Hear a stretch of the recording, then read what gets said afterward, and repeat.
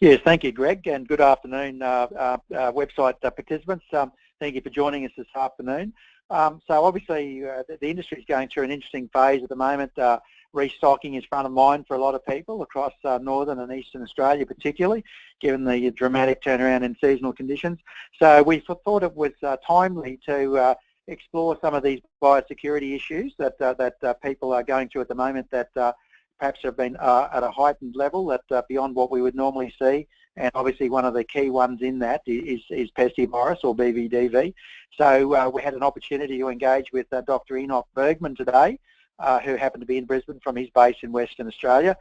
Enoch, as you may know, is a practicing cattle vet from Esperance in Western Australia. He's an immediate past president of the National Cattle Vets Association, and he's well known for having a passion about this topic of pestivirus and management and identification and management of the disease, and has spoken widely on the topic across Australia for the past 10 years or so. So great opportunity to engage and listen to Enoch's presentation. Just so you know, we will stop for questions about halfway through if there are any particular burning questions.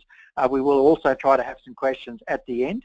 If we do run out of time, which is possible, we will certainly plan to run to gather up all the questions that have been put forward today, seek some answers from Enoch in written form that we will then publish on Beef Central as a little news item early next week. So look, without further ado, I'm just going to hand over to Enoch now to get this presentation underway. Look out for some of his humorous and interesting slides. He's done a lot of good work in bringing this presentation together. So thank you for joining us this afternoon, Enoch, and we look forward to your presentation. So this is thank you. Yeah, this is Cattle Vets and ARCBAR. Thanks a lot, Greg. And this is the meat and livestock endemic disease economic impact, which I lifted off of the venerated Beef Central website. Thank you very much, John. And there's DVD on the list of national cost, and there's Johne's disease down there at the other end. And that's why we decided to tackle bovine viral diarrhea virus and develop a set of guidelines. Now, we're hoping today for you, the folks that are listening, to go away from this webinar understanding BVD better and applying that to your own production system, especially in light of the changing fortunes within our industry. So some people call BVD bovine pestivirus. Most people in Australia know it by that name. Some people refer to it as mucosal disease, which is a little bit of a misnomer in that mucosal disease is actually the outcome of some animals that are persistently infected with BVD. But anyhow, those are the three diseases. We're all talking about the same animal. Okay. Now, to understand BVD, I think it's good to understand how it's transmitted. So like all disease, there's acute or transient infection. Like if I gave you the flu, you'd be sick with it. You'd be transiently or acutely infected, assuming your immune system would then get on top of it. So BVD is the same. If an animal is running around and exposed to the virus, they'll become sick, and then afterwards they'll become immune. So that happens when an animal's immune system is up and running and functional. That functional immune system happens at 4 months of gestation. So if an animal gets exposed in utero, meaning it's within its mother, and its mother gets exposed to the virus, she'll be transiently infected, but its own fetus will believe that BVD is normal, and that animal is born persistently infected. And that's when the little calf's a little bit smaller than a cat, and that's between 1 to 4 months of gestation. So that's what BVD really is all about: timing. The timing of exposure, the timing of infection, and it changes the outcome quite dramatically for us as producers. So if you look at a little slide here that we made within the group, and if you look there to the left, if you're exposed prior to conception, up to even a couple of months for the first time, the virus will replicate in your ovaries, or if you're a bull, in your testicles, and it will reduce the quality of the gamete that you're trying to produce, whether that be an oocyte, meaning an egg, or semen if you're a bull.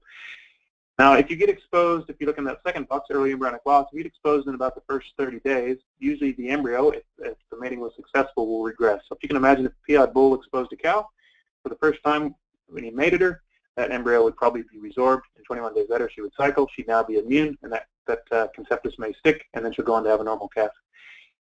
Now, if you get exposed between 1 to 4 months of gestation, that's where you get these PIs, and they think BVD is normal. So they don't have any antibodies to BVD because, again, they think it's normal. Their immune system ignores it. So they're immunotolerant, and they're born virus positive, and with lots of virus, because the virus replicates without any sort of control. There's also a funny window in there between 1 to about 4.5 months where you get funny-looking calves, and these are calves with domed heads or blind calves or cleft palates, crooked limbs, and so there's a window there where that can happen. Now those calves could be PIs or might not, depending on whether or not they were exposed before or after the immune system developed. So around that 4-month break is when the immune system is developed. Around 4.5 is when these funny-looking calves quit. Now after about 5 months, the calves that are born apparently normal, but have been shown to go on to be a little bit unhealthy throughout early life. So they're more likely to get scours or respiratory disease, what have you. Now if you get BVD timing wrong, it can really hurt. And that's kind of the point of that slide. So let's talk about these transient infections. So if I were to, let's say you were exposed to BVD, well, those animals would be transiently infected. They would shed a bit of virus, about 1,000 to 10,000 viral particles per millsecretion for about a week. And this is a veterinary term, or an epidemiological term, RO. And RO says how likely is that animal to transmit it to somebody else? And acute transmission is not very effective. So BVD doesn't really go through herds propagated by transient infection. So normally if I give you the flu, you give it to 2 people, those 2 give it to 4, those 4 give it to 8, those 8 give it to 16, 32, 64.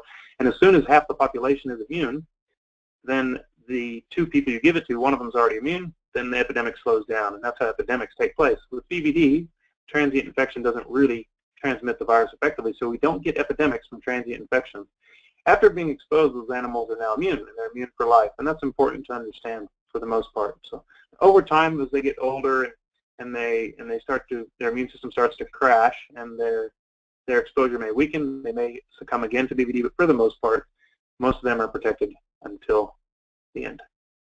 Now these PIs, they're the funny ones. So these guys think BVD is normal. So they shed on the order of 1 million to 1 billion viral particles per millosecretion. So they're on the order of 1,000 transient infections all packaged up in one animal, and they do it for their entire life. Now the RO, that reproductive rate, is based on how infectious you are and for how long you're infectious. So they're highly infective for a very long time, hence very good at doing what they do. And that's why these guys are so efficient at transmitting the virus. And we can use this to our advantage. So now let's talk about how PIs are produced. So a PI cow, so she was born a PI. It's a lifetime status. You can only be born a PI. You can't be turned into one. And once you're a PI, you cannot be made into not being a PI. You're going to be a PI until you die, and normally you die pretty early. PIs will always have PI calves. But here's the way BVD is transmitted. A PI will expose an animal who's pregnant from 1 to 4 months. She will now become acutely infected. She'll get over it. She'll shed a bit of virus. Now she's immune, and her calf will be born a PI. And this is how BVD is transmitted. About 90% of PIs, and work done in the U.S., come from this mechanism, where 10% comes directly from mothers that were PIs. Those calves then go on to transmit it, and that's how it gets propagated from generation to generation. So a heifer might fall pregnant, might produce a PI calf. That calf is then running around with other calves, and its goal, its mission in life, is to find someone who's pregnant from 1 to 4 months to make 6 so that they can produce another PI, and that's how this disease survives. And sometimes there's big wrecks, and you get lots of PIs, and the immunity level of the management group gets quite high, or the farm gets quite high, and the number of PIs drops quite low, and then the subsequent generations of calves that are produced might not have exposure to a PI, so then you get groups without immunity, and then the whole system just sets itself up again. So it's very cyclical. Now, if the other scenario would be if a PI were to meet an animal who's already immune, so here's a girl with immunity, now she's immune, and her calf will be born normal. She'll share a little bit of her mother's colostrum, but if she never meets a PI calf herself, that calf, it'll then grow on to be an adult without immunity until such time as it meets it. Now, if it doesn't meet a PI before it goes to the bulls or to the AI program, from that point forward, once it becomes a reproducing female, from then on, it's at a much greater economic risk should it meet BVD. And so that's what we're trying to manage, and that's the focus of this talk. Is when you're restocking, you really need to know the status of your existing herd. You need to know the status of the animals you're bringing in, and we'll look at the tools you can use to help to both measure that and to mitigate the impacts. So here's a couple of cows. They're siblings. One's a PI, one's not. This is most people's perception of PIs. You know, she's a bit scoury there. She's got that long nose. She's pretty rough-coated. There's her nice fat sister, doing really well. Just because it's got horns doesn't mean it's a cow. And here's a PI bull that we diagnosed through our lab. So a bit of back history. We set up a lab, first in Australia of its kind, to test animals from ear notch tissue. Many of you may have sent ear notches to us over the years, or antibody tests as well through your veterinarian. And yeah, this is an animal that we found. We found a lot of beautiful PIs, and people like to send us photos, and we have a little collection of these photos. So here's a bull found before sale. Now that's the time to find a PI bull. This bull on the stud that's no longer operating was sold for $4,000 when $4,000 was a fair chunk of money, and he was a beautiful looking Angus bull when they was sold. But then he started to lose weight. They ended up not using him. A bull broke his leg in a mob. They substituted him in thinking he'd get something pregnant. And yeah, sadly he was a PI and he caused a bit of a wreck. So it's very important when you bring stuff to your property, especially if you're a closed herd, that you're aware of the BVD status of the animals you're bringing in. And it just goes to show that animals don't have to look ugly to be a PI. To further hammer home that point, here's pictures from the there's pictures from the Perth Rural Show. In 2012, Perth Rural Show was first show to test everything. In 2011, Sydney tested everything, but I think the yearlings. And out of 700 animals tested, 13 PIs were found and prevented from going to the show. So 1.9% of the animals that were put up to go to the show. So that's a pretty phenomenal statistic when you think about it. So when we restock, we got to say to ourselves, right, so we have an existing population here, but what do we know about that existing population? If you can't measure something, you can't manage it. And so what we're going to talk about is the tools that we use to measure and manage BVD status. So what we need to know is, if we can, is what's the immune status of our population that we've got? What's the immune status of our individual management groups? And what is the immune status of the population we're bringing in? If you've got a highly immune population of animals, you've checked all the management groups, and you're buying in cattle and you have the ability to sit them for a while so that you can test them, or test them before you buy them if they're from a single management group rather than a sale yard, and they're highly immune as well, then you can probably box them without too much concern. But if you're introducing animals with no immunity to a group with a PI, it could get very ugly. It's also important to know the stage of pregnancies. If you've got heifers that are unmated that you're buying in, and my advice is to get them with, if you're going to do nothing else, I'd encourage you to ear notch and do some antibody testing. We'll talk about that later, but if you're going to do nothing else, try to box those girls up and let them get to know each other well in advance before mating, so that you can mitigate the likely impact that could occur if you tend to have animals with immunity and some that are PIs. It's much better for them to meet each other before mating. Still a bad outcome. Again, BVD is not a nice disease. It causes immune suppression, and it causes ovarian dysfunction. It's a production-limiting disease that can cost you, but it's much worse if it happens during early pregnancy. Your internal biosecurity is important. If you're going to bring in a mob, and I think it's a good idea to keep managing them separately. Again, that window from 1 to 4 months is the peak, is the scariest time. So think about it. Really, if you got a, say, a 2-month gestation, you got half the year where you don't really want to go boxing management groups together. So if you got 2 groups of cows that are pregnant, it'd be best to wait until calving and then box them, which comes with its own issues as far as calves and having contact with BVD, but it's a lot better than boxing them in early pregnancy, and we'll show you an example of that in a moment. And then lastly, you just your access to your animals. You know, if you've had a ton of rain and it's hard to muster and get animals to the yards, if you're in an extensive situation, it's pretty difficult to work out the status of those animals, and so maybe you're going to be limited to just assessing the immunity of the animals coming in and ensuring there's no carriers or PIs in them. And PI presence is very important. If you're buying in bulls, definitely check them. If you're buying in young females, I think it's worthwhile to test them unless you're doing huge numbers, and then we'll talk about that in a minute. And if you're buying in pregnant animals, don't forget that they're also carrying a calf. I want to tell you a bit about a rec that will help you to kind of understand BVD, and this is on an individual farm. So BVD recs occur when groups of animals without immunity meet PIs at really bad times. So this is kind of a bit of a classic scenario that was very well documented. It's by no means is it unique. I've investigated several outbreaks similar to this, but this one we just did a really good job of nutting it all out and exploring it.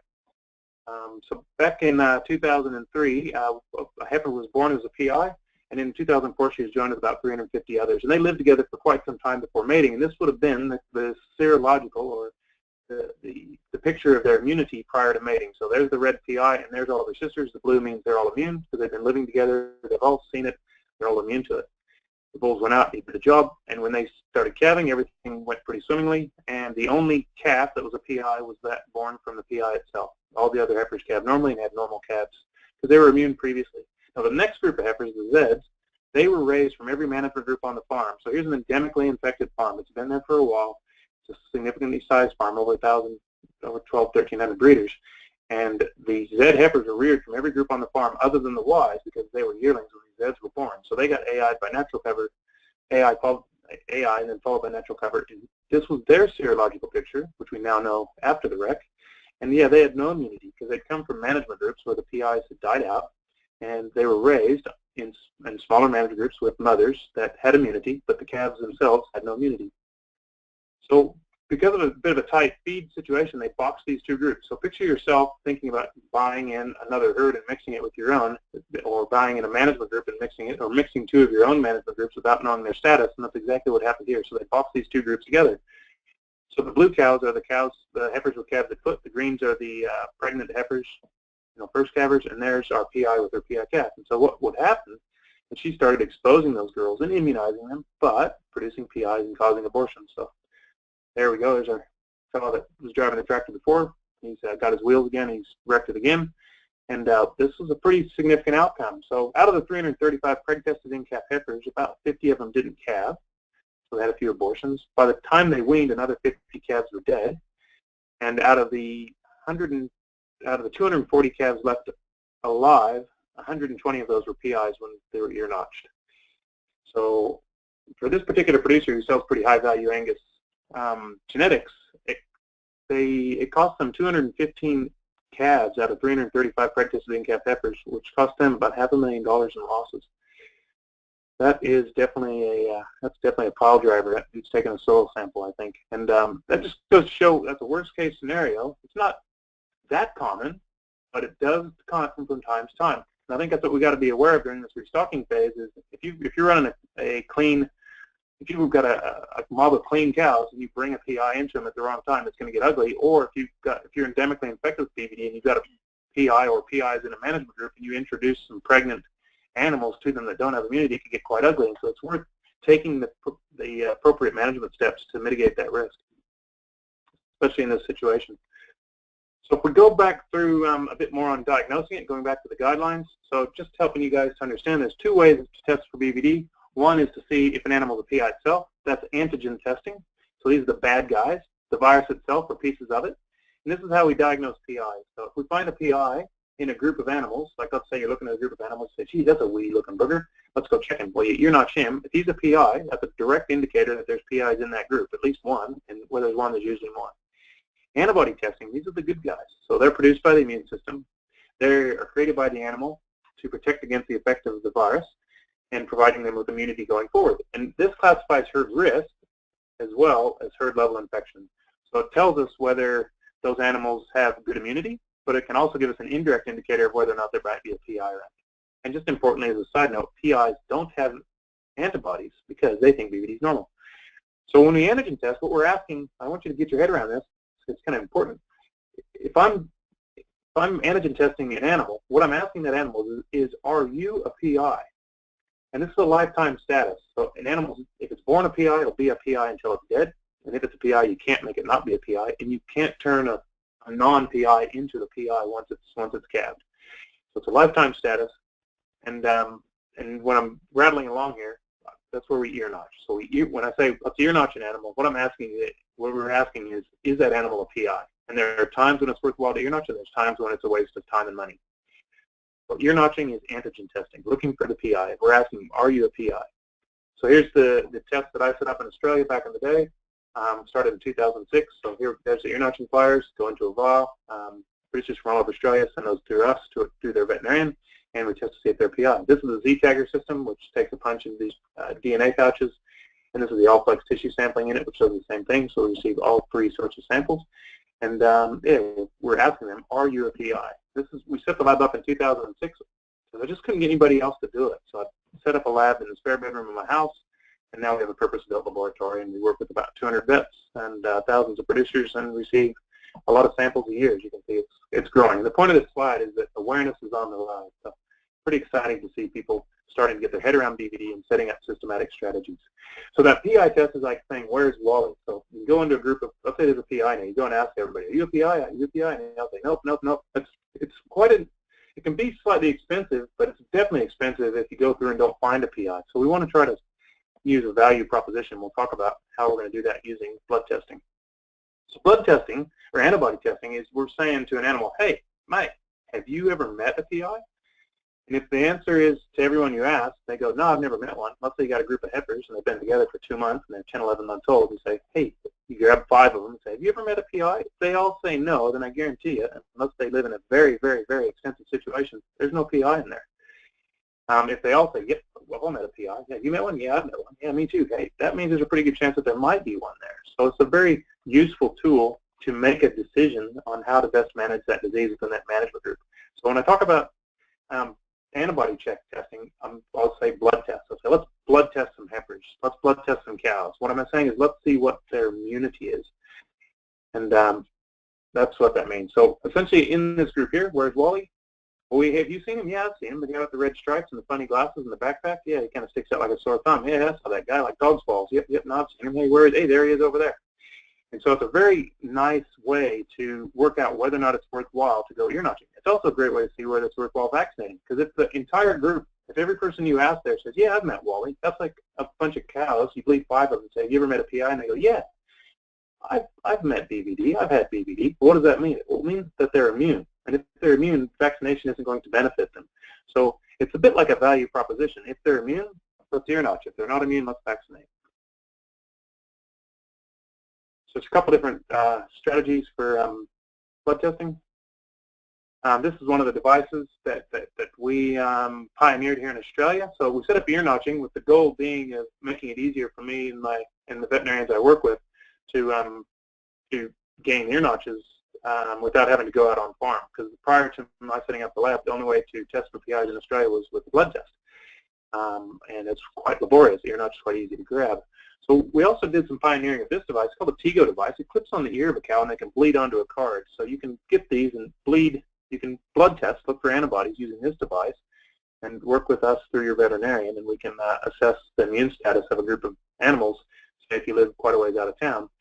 And the veterinarian can provide you these. You take the samples, and then we do the testing, and then we work with your veterinarian to give you the right advice. This is how it works. It's pretty cool. What this information from this blood testing is intended to do is to give you flexibility. If you know that a group of animals that you own on a property are all immune to BVD, you can be less concerned if you're going to go and introduce 30 or 40 unknown animals from another management group that you're going to wreck the reproductive performance of those animals. You don't know what's going to happen to the animals you're bringing in because it's kind of hard to assess their immune status, but at least you know that you're not going to cause a huge wreck in that management group of your own. So, and if you happen to know the status of the animals you're bringing in and they're immune as well, then you know that it's probably pretty unlikely that you're going to have a wreck on either side of the equation because they're both immune. But if you've got one group with immunity and one group with no immunity, like that example I showed you before, I certainly wouldn't go boxing them until I'd vaccinated the seronegatives or ear notched all the seropositives, meaning vaccinated the ones without immunity or ear notched the ones with immunity. And that flexibility is going to give you greater ability to pursue profitability. So blood testing really does pay dividends because you don't need to bleed. You don't have to ask every one of those campers in that Where's Wally. You just need to ask 5% of them. So if it's going to cost you $20 a sample, that works out to $1 per head. Now, if it turns out that they're all immune, then you just save the cost of vaccination, which is about $5 per dose times 2 for the first year, so $10 for the first year and $5 per year for the life of the animal. The cost of ear notching the animal is about $10. So if they're all antibody negative, you can avoid ear notching because you can ear notch them 6 times if you want to. The results are always going to be the same. If there's a PI in that group and they've lived together long enough, a high proportion of them are going to have immunity. So we can forego the cost of ear notching. So serology is a wise investment. So, as I said, it's a value proposition. So there's kind of a halfway point, and we can kind of look at some questions, and then we can go back into it some more. Yes, great. Thanks, Enoch. So we've made good progress already. There have been a number of questions that have come through. But a couple of those have just touched on the cost of testing, which Enoch just covered a moment ago. Obviously, $10 a head was for the ear notch test. And other questions, Enoch, are circulating around the diagnostic accuracy, how reliable, accurate the current tests are, and if there are any developments in the pipeline to deliver greater diagnostic accuracy. Yeah, well, I think that the accuracy of, if you look at, like, say, Johne's disease, the tests that we have for Johne's disease are deplorably poor, and that's what makes it so dang frustrating and hard for us to manage as producers and as veterinarians. And I think we could talk a lot about Johne's disease, but we'll try to. Well, that's maybe all we'll say for now. If you compare it to the tests that we got for BVD, they are, to put it succinctly, they're phenomenally good. The value of the cost of the accuracy of the ear notch test has been shown by Kuhn and the guys that did 100% sensitivity and over 99.7% specific. So sensitivity says, is it going to miss a positive? And that's the most important part when you're looking for PIs. If you had a test that doesn't find them all, you might as well not look for them. But we have countries like Switzerland, all they did is ear notch the entire population. They went and ear notched everything, and then they tested every calf born within 5 days. And with a matter of 5 years, they completely eradicated BVD from Switzerland just by ear notch testing. No vaccination. Now, I'm a big fan of vaccination. It's a great tool. It's a wonderful insurance policy. It's kind of like saying, hey, look, does your house burn down? And very rarely do people say yes when I give talks. But I bet you've got fire insurance. BVD is going to hurt if it gets into a group of animals without immunity. Trying to clean up BVD and manage BVD in your herd without vaccinating is kind of like not insuring your house. Unless you live on the moon, and some people do, and those people that do, I say rightio, they're surrounded by trees or out in crop, and they've got a very biosecure premises. I say, look, even though BVD doesn't jump the fence very often, the potential impact, if you're not keeping your ear to the ground, can be pretty huge. So those people I encourage to vaccinate, and it's a good vaccine. So the tests are very, very good. The antibody test, look, the AGID test, the agar jelly diffusion, is the one that the ag departments typically used to use. It's an older test. We're the only country in the world that still uses it, and part of that is our distance between places. So the AGID is kind of cool. If I'm a vet and I go to a place and I'm preg testing and I found a bunch of aborted animals and I've got some aborted fetuses, I will bleed those cows and run an AGID. And that AGID will give me a 1+, 2+, 3+, or a 0. 0, no exposure, supposedly. 1+, old exposure. 2+, relatively old. 3+, recent. And so if I get a bunch of 1+, I'll say, these girls have seen BVD, but they didn't abort because of it. Now, if I find a bunch of 3+, I'll say, these girls have met BVD recently and they've aborted. It could be BVD. Let's ear notch some calves when they're born. Let's get some stuff happening. Let's look into it further. Right? Now, that makes sense. The problem with the AGID is it goes, and this is where the sensitivity is suboptimal, is an animal that gets exposed to a PI or BVD will go 1+, 2+, 3+ in very short order. And then after about 6 months to a couple of years, it'll go to 2+, and then after another 2 to 3 years, it'll go to 1+, and then here's the bad part. It'll go back to 0. And even if it's still living with a PI, I found them myself. One place was a hobby petting zoo. They had a PI and one other cow. There were 2 cows. One was a PI, one wasn't. They were 9 years old. They both came back from the ag department because the one started to waste away. I thought it was Yoni's. They both came back antibody negative on the AGID. And I said, well, one of them is a PI. How does this work? But it's because the AGID is very good at giving an indication of when they met BVD for the first time, not a great tool for telling you if they have immunity. So I think we've been misrepresenting the serological status of older animals in Australia for quite some time with the AGID. So there's a new antibody test, which I like. I don't use it for my aborting females. That's the antibody ELISA. And the ELISA is more sensitive, and it's a better indicator of whether an animal actually does have immunity. So that's the assay that I run.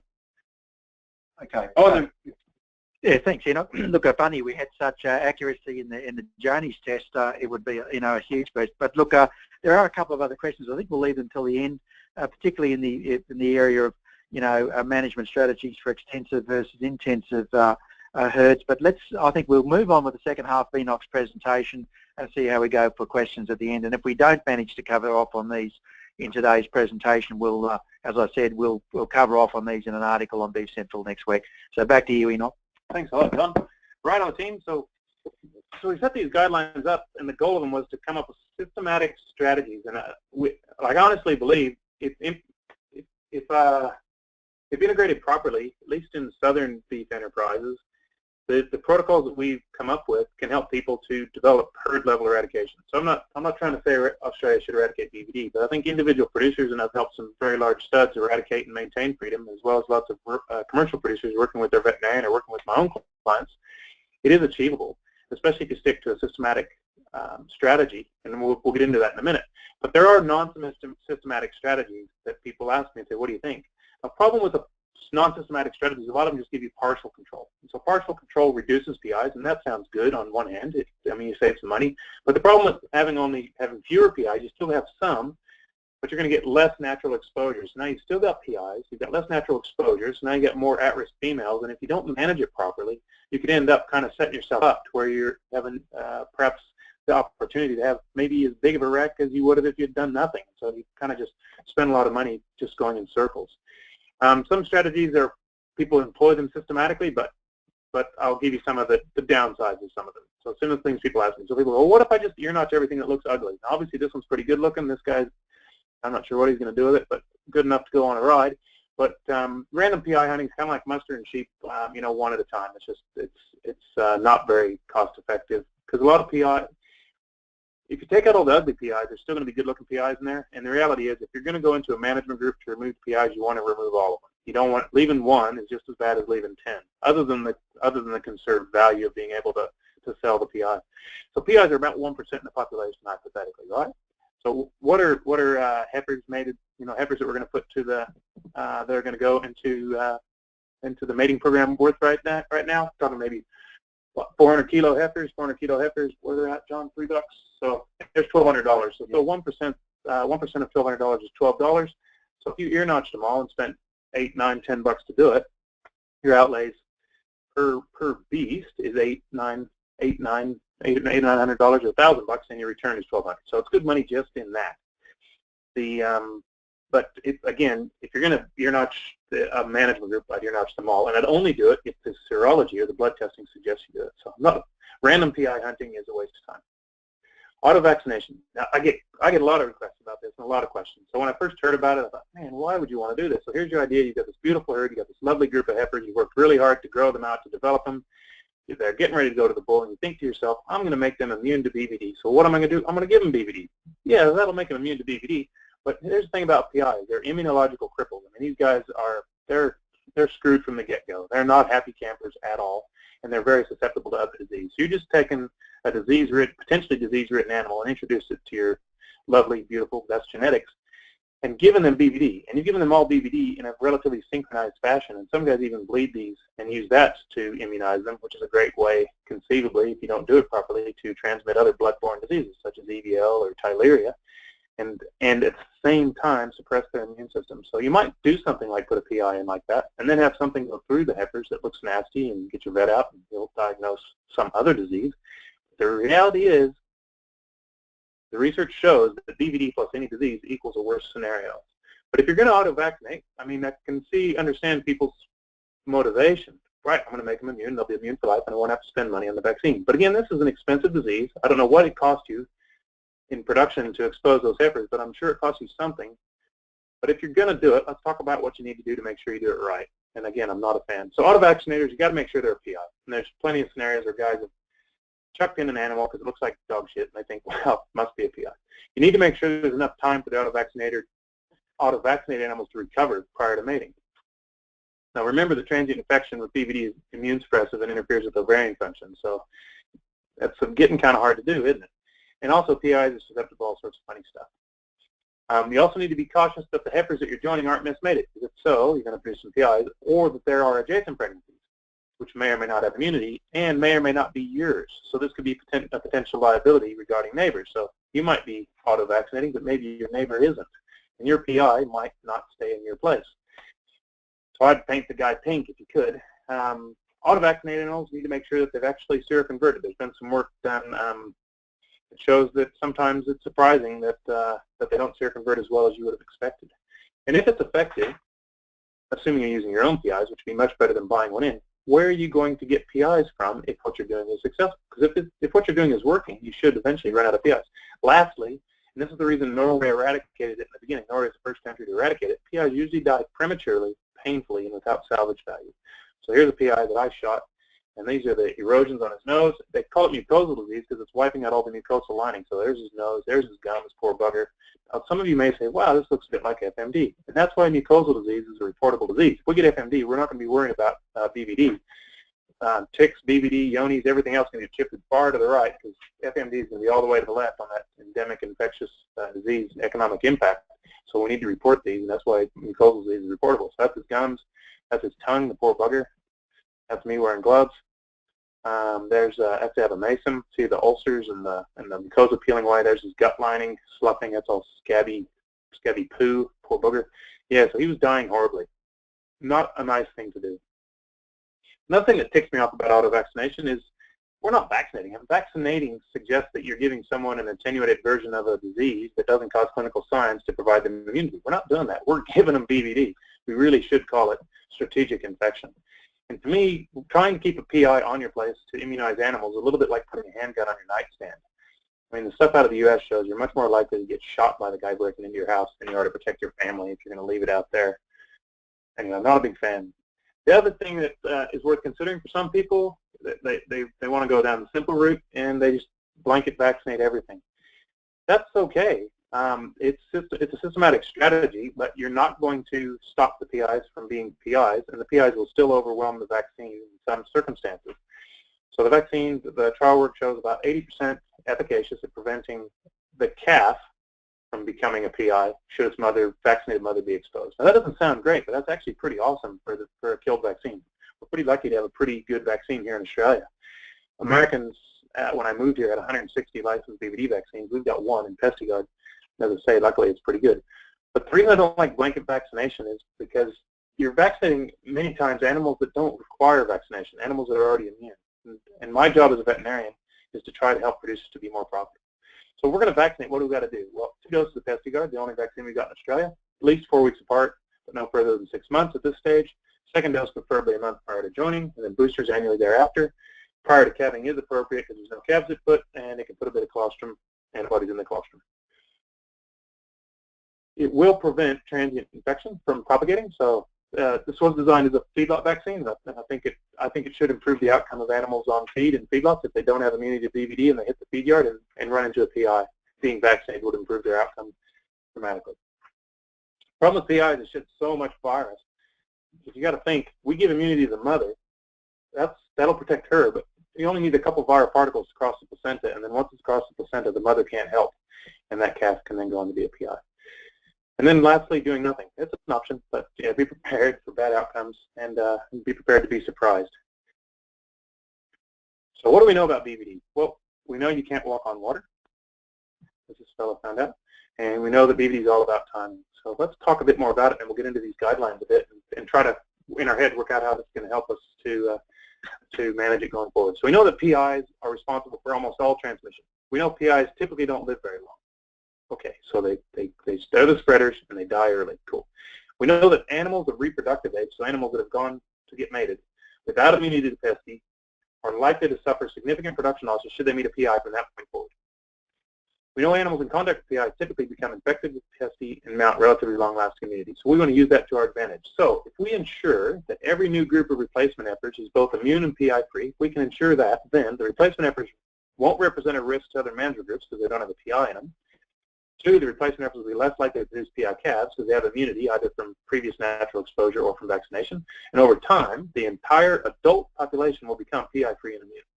Now, this should help us to manage this disease systematically and hypothetically completely eradicate it from the herd without doing anything else. And I've cleaned up some pretty big herds using that strategy. So how do we go about it? Well, initially we screen every manager group that exists on the farm, so the other older manager groups. And I don't encourage vaccinating the immune groups. And I don't go chasing PIs initially in them either, but I encourage people to vaccinate the groups without immunity, especially if there's evidence that other groups do have BVD. Then I want that producer to annually screen heifers for evidence of immunity in the presence of PIs prior to joining. And it's quite simple. If they're seronegative, meaning they don't have immunity, vaccinate them. If it turns out that they're all seropositive, then I would say, well, there's no sense in vaccinating. Let's ear notch those girls. It's like a value proposition. What we're doing is we're investing in the strategy that's going to give us the best bang for the buck. So here's some we get a lot of producers send us samples through their veterinarians, and I just grabbed some and did a quick graph of some over the last 3 or 4 months, and here's what we found. So most of them, when these are heifers, when we blood them, so what proportion are seropositive? Most of them are seronegative. I mean, all or less than 10% of the group are seronegative. Most of them, the second most common is for all of them to be strongly seropositive, between 90 and 100%. And only 6% fall in that window between 50 to 80% that I'll talk about later. So if less than half of them are immune, then I'm almost positive, and I bet my house against it, that there's no PI in there. If over 80% are immune, there's a chance there's a PI in there. And if it's between 50 and 80, we'll talk about later what I do there. And so then you ask, and John asked me this earlier, what if it's in the middle? Where do these ones with the random bit of immunity come from? Well, remember the heifers came from other manager groups on the farm, and some of them would have come from manager groups that might have had a PI calf that got culled or died. So some of the heifers that get brought into the group will have immunity, but they won't bring the virus with them. So when you look at a group of replacement heifers, if they're mostly seronegative, there's no PI in there. If they're mostly seropositive, that suggests that all of them have had a high proportion have had contact with a PI, hence one of them could be a PI. So essentially, the ones on the left, I would vaccinate. The ones on the right, I would ear notch. So here's the guidelines that we produce for Australian cattle vet members for them to use, hopefully to guide their producers, so we can try to get more of a standardized sort of advice from Australian cattle vet members on how to manage BVD, and hopefully this will help you as producers to better manage BVD. So let's go through them a bit. So what it is a series of flowcharts. So step one, let's work out the adult management group of individual risk and immune status. So again, quite simple. We bleed 5% or at least 6 animals from each adult management group. So if you got a group of, say, 400 cows, you bleed 20. If you got a group of 50 cows, you bleed 6. Then the question would be, are over 80% antibody positive for BVD? Now here's where I would use the ELISA, because I want to know, especially if they're older girls, I want to know if they have immunity, not how recently they were exposed, just whether or not they have immunity. If the answer is yes, over 80% are immune, then I'm going to monitor that group. I'm probably not going to do anything at the front end. If I go in and ear notch everything, you end up spending a lot of money, and we know PIs tend to die out over time. So if it's an older management group, I'm just going to keep an eye on it. If it's a management group, I'm not going to add seronegative animals to it. I'm keeping an eye on it, but I'm not going to go in and do a bunch of ear notching. I'm just going to watch it. If less than 80% are antibody positive, that's my own personal cutoff, and it will vary between producers and their veterinarians. Then I'll say, look, it's probably worthwhile to vaccinate. So we'll vaccinate them. Now here's the cool part. We can wait another year and retest those animals and see what their immune status is doing. Now if there's ongoing exposure, maybe now it's over 80%.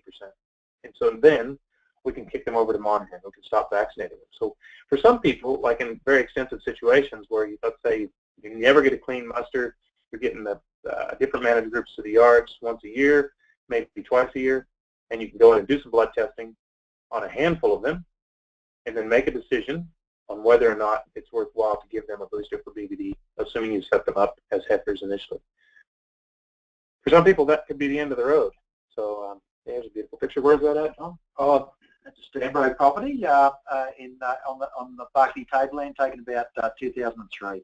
Man, that's a beauty, isn't it, team? So that could be the end of the road for folks. Maybe that's all you do is vaccinate. But rather than just blanket vaccinating everything, use some serology to see if it's worthwhile.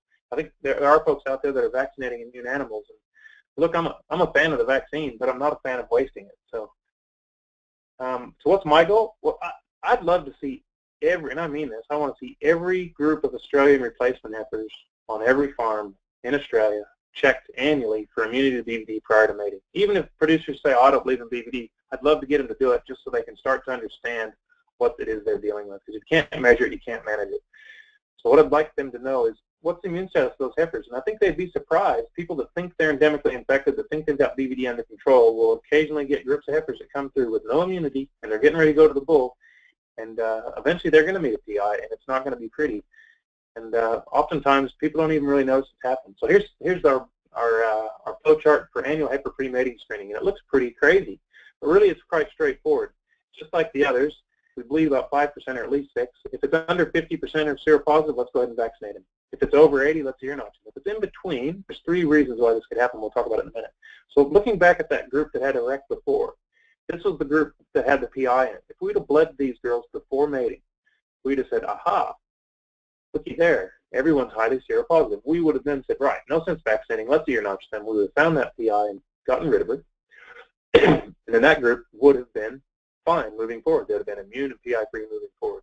And we would not have had a wreck in the second year. The next year, if we'd have bled those heifers prior to mating, we'd have bled them and said, aha, they have no immunity. Wait a minute, we're going to box these with the Ys. The Ys are all immune. Even if we hadn't checked the Ys yet, we'd say, ooh, we better check the Ys before we box the Zs with them, if you follow me. But we would have vaccinated them anyway. And even if we would have boxed them, instead of losing $500,000, which was estimated by the stud that said they had the wreck, ostensibly we could have prevented 80% of those PIs from being born. So instead of having 215 dead calves, we'd have 40 dead calves, and would have saved that property $400,000 by investing 300 times 10 by investing $3,000. That's a massive return on investment, and that's what I mean. This vaccine could have saved them an enormous amount of money, but they'd honestly assumed, they knew they were endemically infected, they assumed that BVD was self-limiting in their production system, and now, of course, they know differently, and I'm hoping that their story will help you to understand it as well. So when you get mixed results, what does that mean? Well, there's 4 main reasons. One, could be the ones that don't have immunity might be PIs. So that's easy. You just ear notch them and find out if they're, or I've got the blood test, just run an antigen test on the blood test and find out if the negatives are PIs. If I find any, I just test the rest. Because if there's one, there's going to be more. The other options are either there's historic exposure, so some of the heifers were exposed as calves and the cat PIs died, or maybe it was a steer and it was cold, it was a cull heifer before commingling, or there could be ongoing exposure. And that's the important one. If we're going to do this, we do not want a PI to slip through. So what we'll do is we'll go back and re-bleed the antibody negative animals and find out if they become antibody positive. And if they do, there's ongoing exposure, so then we'll go ahead and ear notch. That makes sense. So this is a real farm at a terrain. Here's 3 different properties that we looked at, and the first group was they were going to box these 3. They were going to box the 3. We changed the name of the farm, but they were going to box these 3 manager groups together. And the first group, I had a very low seroconversion, so we know there's no PI in there. So look, let's vaccinate them. The last group had a high seroconversion, meaning they're all strongly antibody positive. So I said, "Woo, let's ear notch them." And sure enough, 15,311 was a PI. The middle group was about 2/3. So what we did is we rebled them a month later, just rebleeding the negatives plus a handful of other random ones. And then we added up the results from the 2 and found that 50% were seropositive with our larger sample set and said, right, worthwhile to vaccinate, and that was our advice. Is that the end of the road? Well, again, my goal is to see every group of Australian replacement heifers screened annually for immunity to Pesti prior to mating. So when you're doing this, the measure of your success is what happens to your heifers next year. So they come up, they're 10 months old, you blood test a handful, they're all antibody positive. Say, crap, why is this happening? We made sure last year's heifers were good, or maybe they're antibody negative and we high-five each other. But if they're antibody positive, say, where's it coming from? Well, you know the heifers from previous year couldn't have done it. You know you're profiling each new group of heifers, so where's it coming from? Probably you've got an adult PI. So there's a couple strategies for finding these adult PIs. And sometimes PIs live for quite a while, and they always produce PI calves. So a non-systematic strategy is to, whenever you see a crappy calf, like calf marking, like that little dude there, he was a woody little booger, we ear notched him, he was a PI, and then we mothered him up with the mother after we ear notched him, and sure enough, she's a PI. That was her 3rd PI calf. She was just cranking out a PI every year. And so that's how we can go and find them. Non-systematic. So again, find the PI quartering calves. If you find a PI, yep, find the dam, check the mother. Is she a PI? If she is, call her and the calf. Now here's a systematic strategy. Rightio. We could bleed some of the calves at weaning prior to commingling. So here's a bunch of heifers. We weaned them. We're fence line weaning, which is a pretty cool way to wean, actually. They just graze along the fence. Eventually, they kind of drift off, low stress. Not a bad way to go, actually. So these calves on the left have just been weaned. We could go in and bleed them before we box them with the other management groups. So we know we're getting somewhere there's an adult PI in the system, right? We know the heifers are clean. We know they've been clean for 2 or 3 years. They're still getting immunity. Where is it coming from? Well, there must be an adult PI somewhere who's producing a PI calf every year. She's not hurting the rest of her group because everybody's immune now, but she's putting this PI calf that goes into a PI heifer into the heifer group every year. We've got to find it. So what we can do is bleed the calves at weaning. Now, if they're immune at weaning, they've lived with a PI. If they lived with a PI, then one of those cows is a PI that's producing a PI calf every year, and then you're not the mother. So cool, here we go. Are over 50% positive for BVDV antibody? Yes. PI screen the entire adult population. If we find a PI, let's get rid of her. So we can find her and get rid of her. Lastly, biosecurity. Now this is the part about buying stuff in. Okay, so you're going to buy in, let's say you're buying in 5 animals. Let's say you're buying in 500. But here's the questions. If you can answer these questions, and it depends upon your management situation.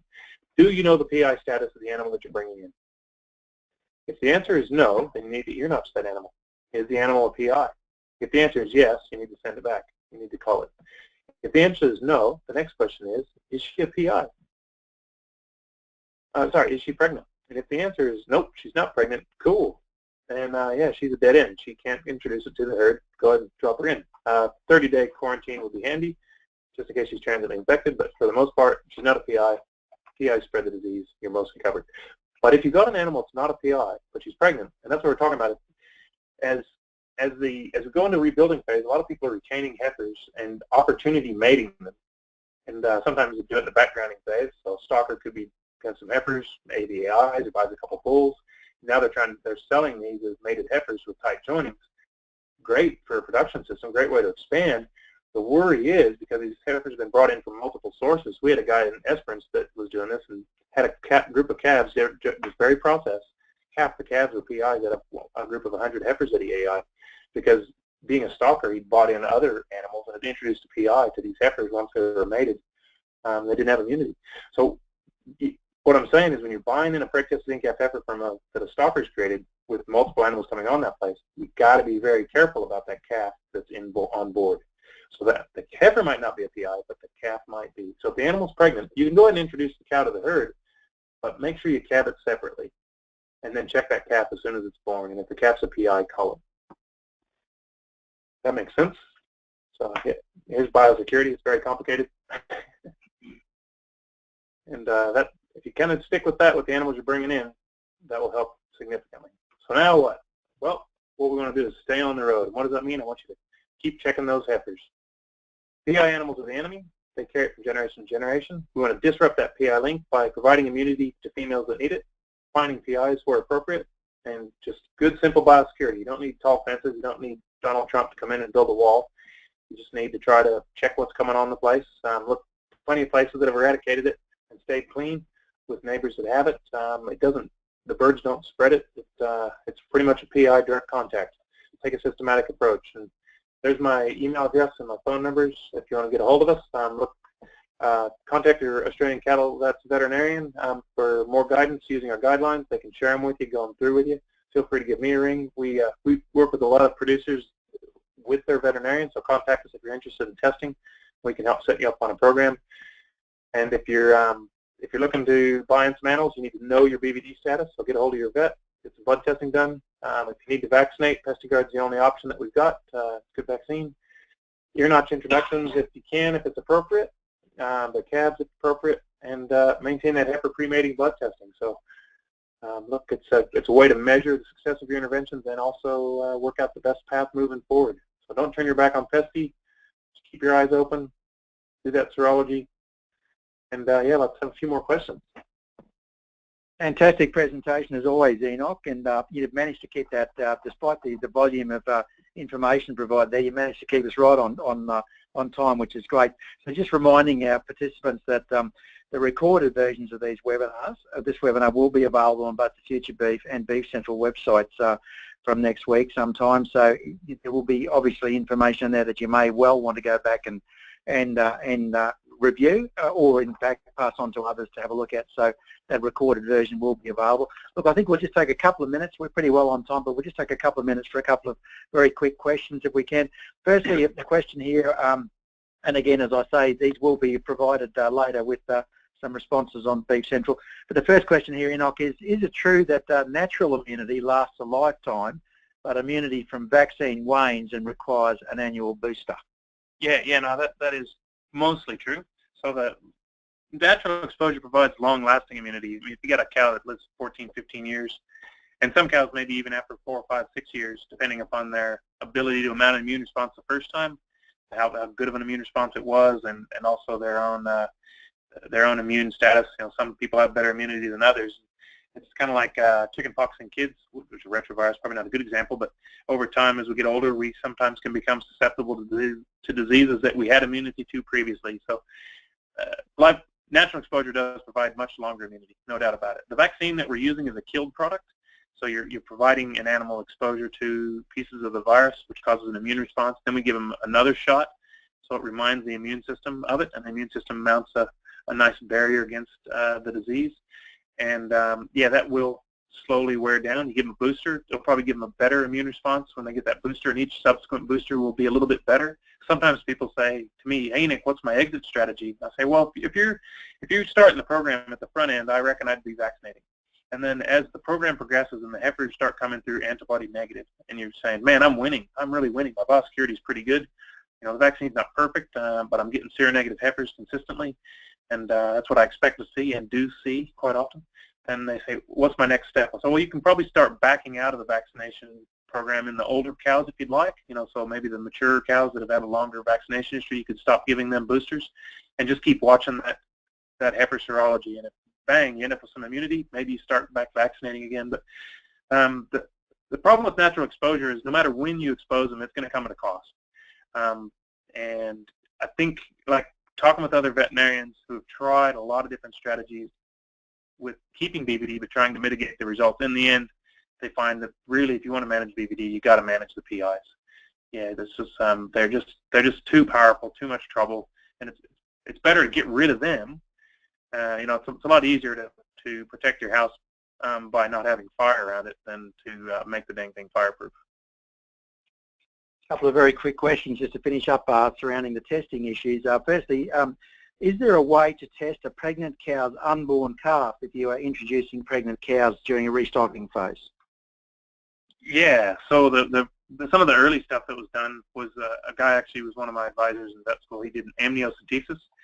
So they went in through the flank and pulled up amnion and tested the amnion, and that worked, but it caused some abortion. Another technique was to grab cervical mucus, so go in up through the back door and grab cervical mucus. Kind of a hard thing to do because it's a bit blind, so the sensitivity wasn't great. I think they're doing PCR on it. It's my understanding, and speaking with Peter Kirkland, I think he gave it a crack over here and didn't get a lot of success. The other one that we saw some stuff recently with Sasha Lanyon down at University of Adelaide with Michael Reichel, who I've done some collaborating with, and this was something I was aware of in the U.S. If an animal is a PI, it's going to have a PI calf. That's obvious. They're out of the system. Okay. The other risky animal is the animal who's normal that's carrying a PI. Now, because they're carrying a PI, that virus inside that developing fetus, whilst it's protected from its mother's immune system, some of the virus from the calf spills over into the cow. And so the cow mounts a ginormous immune response. And so you can look at their serology on those girls, and if they have really, really high titers to BVD, then that's an indication that they might be carrying a PI. But the sensitivity and the specificity, meaning the number of false positives and false negatives, isn't perfect. So really, the best thing to do if you're buying in pregnant cows, if you can do it, if you got the management ability to do it, calve them down separately and check the calves and then go vertical. And if you want to save money, remember a PI always has a PI calf. And if you're sure you're going to get the parentage right, wait till they calve, test the calves, test every cow that didn't have a calf, and then by proxy you tested all the mothers, because you only test the calves, you only test the mothers of the calves that are positive. To put that succinctly, a calf that is not a PI, its mother cannot be a PI. A calf that is a PI, 10% of the time or so, its mother's a PI. 90% of the time, it's a normal heifer that had an accident. And in my job, when we're running ear notching, if I get a plate full of ear notches and there's a whole bunch of PIs in it, I know there's not going to be a PI mother there. That's a group of animals that had a PI introduced to a bunch of pregnant females. If I have a plate and I've got one PI out of 100 or 200 calves, I go, aha, I reckon we're going to find a PI because there's only been one produced.